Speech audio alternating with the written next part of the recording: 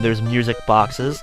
I actually will be getting that music box in just a little bit to earn some extra money in order to purchase a couple items that we're going to need. Now there's our next honeycomb, along with another one of the Hudson bees, so I can have a little bit of protection here. And head downwards. This is a room that we've seen. It was similar to the room that we were just in on the second floor. Now in this room, I'm breaking a bunch of blocks, trying to earn some money, and then I'm going to head up to that music box. Now located in this room is also a shop. It's in the upper right corner of the room. The shop actually contains an item which will allow us to get on the elevator in another room on this floor. You won't be able to get onto the elevator, the moving platform, without this item. However, we can purchase a different item which will allow us to float, and that will allow us to get the item that the elevator takes you to. So you don't necessarily need both items. You can either get one or the other. Much more beneficial, in my opinion, to get the item that allows you to float when jumping. Now here is my second bonus game, so that I can try to increase my money account so that we can buy those items that I was mentioning. The item that the elevator takes you to is one of the more important items for fighting.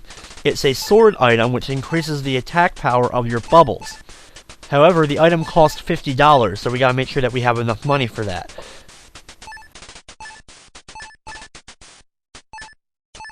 Now in this bonus game, it looks like, yep, there it is, I was able to actually get above 50 notes, so I'll actually get a lot of money for completing that. I now have $70. Out of the bonus game, we start back at the start of the level. Thankfully though, the exit that we're going to is actually right above here. So there we go, we can exit out. And now the next stage that we're actually going to travel to, we're going to be purchasing that floating item. It's also the location of a level that we're going to have to face some bosses in and get to some other parts of the game. But on our first trip through the stage, we're just going to be purchasing that item. We'll also, of course, be finding the keys so that we can exit the level. This is a very good stage for building up money. There's a lot of hidden money throughout this stage, so if you need some extra money, you can find it usually in here. Also in this stage, some of the money does respawn, I think, after you exit and come back in, so you can come in a couple of times and get some extra money if you do need it. Now right there is the shop that we're actually going to enter, so I'm going to grab the money, push this block out of the way and drop down, and purchase the blimp item, which allows us to float down slowly when we hold in the jump button. Now that we have the item that we came here for, I'm going to start breaking some more bricks so that the key will appear. Unfortunately, by entering the shop, even though I probably have broken enough bricks already to get the key to appear, it disappears, and I'm going to have to re-break enough blocks in order for it to reappear. That's one of the only downfalls about using that shop there. I could have come up and gotten the key, and then gone to the shop, in which case I would still have kept the key, but just for time, I guess it may have been a little bit easier to do it this way. Once enough blocks have been broken, you can see there's the key. I can bounce up, and the door is actually right near here. The area that we're going to have to come back to is actually to all the way at the bottom of this stage.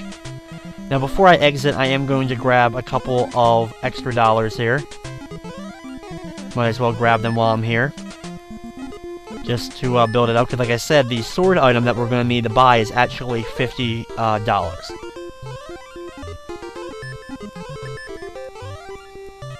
There's the door. Exit out, and now we're going to go to that room that's a little bit tricky to make this jump, so that you didn't have to buy both items, the blimp and the item to jump on the elevator. You can see the elevator to the right of me going up and down. Even though it looks like a normal platform, you won't be allowed to stand on it if you didn't purchase that one item. Thankfully though, with our floating ability, we'll be able to get to that item anyway. Now you work your way up, breaking all these different blocks, some of which does contain money, so thankfully we'll get up to 50, which we'll need in order to purchase that item. Now, here's where the tricky part comes in. You need to get the door to appear, and then make a running jump and float in order to enter the door, and we can buy our sword. We now have a much more powerful attack, which won't do any real difference to the regular enemies, since most of them die in one hit anyway, but it will definitely help us against some of the harder bosses. And even with it, some of these bosses still take a lot of hits to take out. now that we have the sword, it just comes down to breaking enough blocks to get the key, which is located up there, so I have to travel up there. It's a little difficult to traverse these blocks. Grab that, and now we're going to have to head back to the upper left corner of the room where we broke all those blocks to get to the sword, in order to find the exit door.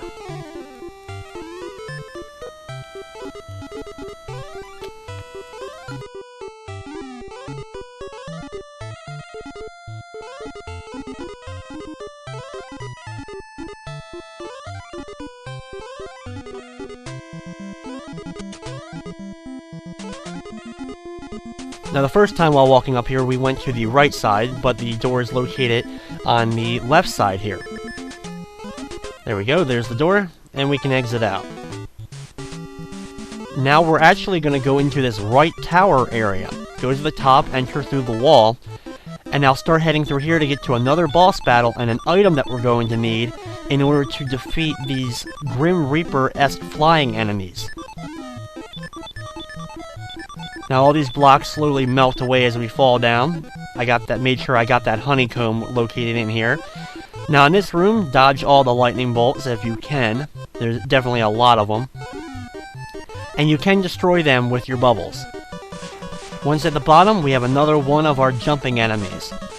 So let's take out another boss and get another upgrade.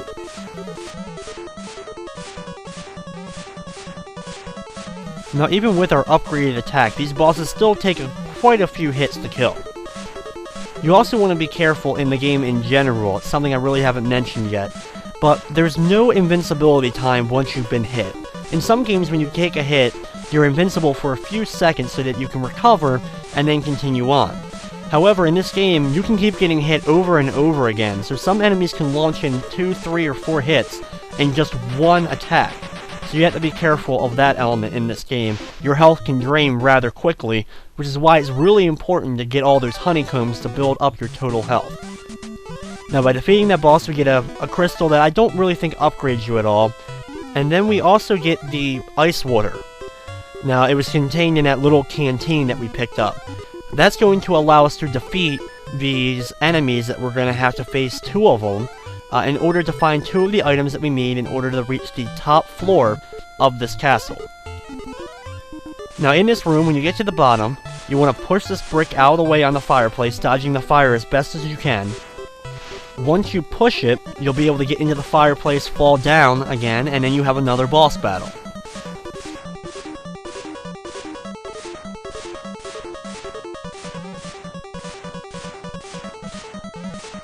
With the addition of the float ability, you'll be actually able to float up in the air for a few seconds, usually above the projectiles of the bosses, and be able to lay in 2, 3, or 4 hits to him, so that it can actually speed up the battles a little bit. Now once he's done, we get another crystal, and now instead of going outside the castle, we're actually in another room. Now in this room there's a lot of hidden blocks. You can buy an item that will actually allow you to see the blocks once you shoot them. However, by shooting around, you'll see the little puff of smoke that knows that you hit them, and then you'll pretty much be able to tell where they are. Now you may see there's the princess that we're supposed to be saving. Firstly, I'm going to drop through the chamber and make sure that brick is there, so I'll be able to jump to it. And when you make contact with the princess, she transforms into this flying bird Grim Reaper. So we see it was a fake princess. It was just a doppelganger. Now he's stuck inside that chamber, and we can easily shoot him from out here, do a lot of damage to him quickly, and he really won't be able to hit us, and you can easily dodge when he does fire projectiles at you. By defeating him, we get the rod. Now we're going to need the crown as well from that fake princess right there. But to get to her, we're actually going to have to enter from a different route. Once you have gotten the rod, you exit out, and you're back on the 2nd floor. Go through the boss chamber, back to the 3rd floor, and now we're going to head to the left tower. Now if you want some extra money, you could have gotten it from that upper left gated door on the 3rd floor. It actually takes you back to the 1st floor, where a hidden room was in the very first level of the game. Now in this left tower, we start heading all the way to the right, and as you can see, it slowly goes down as we travel. However, we then teleport back up to the top, or almost to the top. We travel a little bit farther, keep going through, and eventually we'll be on the bottom floor. When you walk on the bottom floor, you'll actually fall through and back to the top, Now, it may seem like you're already, you're back at the top. However, you can destroy these blocks now at the top, and then jump and float into it, in which case you'll then do a boss battle instead of going back around. Now, if you don't make that jump quite right, going into the blocks that you destroyed, you'll end up going back around, in which case you'll have to travel all the way back through, and then go back down and go ahead and destroy those blocks again.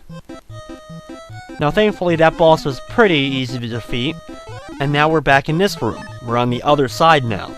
Now I'm going to make a long jump over, destroy a block so that I can get on top of here, and now fall down here, and you can destroy these blocks right here, make contact with the princess after you have defeated the enemies if you want to, and then we have another one of the flying Grim Reaper style enemies. He's going to throw those sickles at us again, fly around. This one's a little bit more tricky because he can actually hit us a little bit easier, but he doesn't take too many hits